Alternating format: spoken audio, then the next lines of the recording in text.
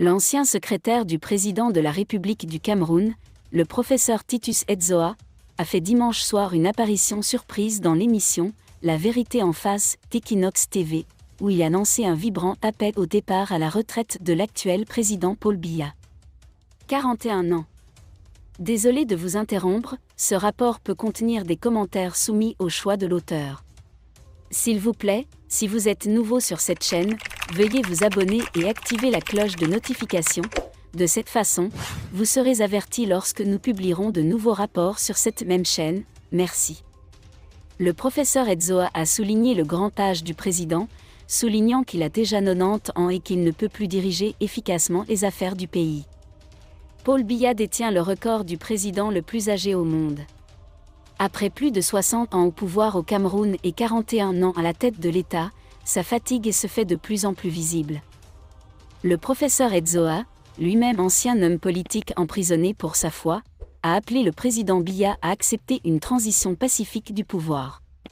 Il a rappelé ses expériences qui lui ont valu une condamnation injuste lorsqu'il a démissionné du gouvernement en 1997 pour se présenter à la présidence. Le professeur Edzoa a été libéré de prison en 2014 et est devenu un fervent critique du régime actuel. Il a appelé à un changement de leadership au Cameroun et s'est dit prêt à participer au processus. Il a souligné que la rétrocession n'est pas un échec mais une victoire pour la démocratie et le patriotisme.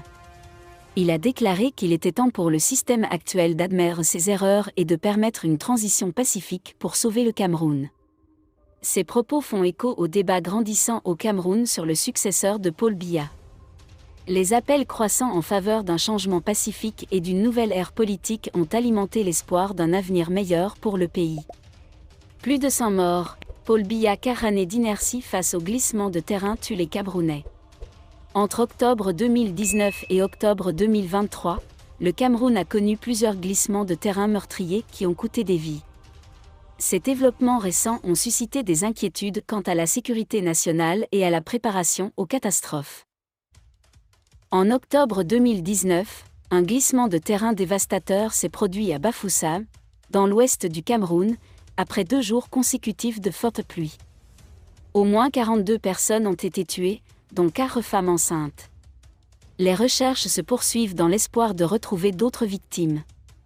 Le président camerounais Paul Biya a exprimé ses condoléances aux familles des victimes, mais la tragédie a profondément marqué la société. Merci d'être resté avec nous jusqu'à ce point, comme toujours pour promouvoir la liberté d'expression. Laissez vos opinions à ce reportage dans la section commentaires ci-dessous.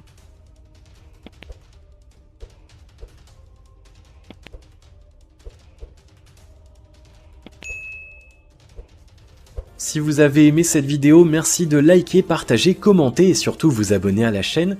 Et on se retrouve très vite pour une prochaine vidéo.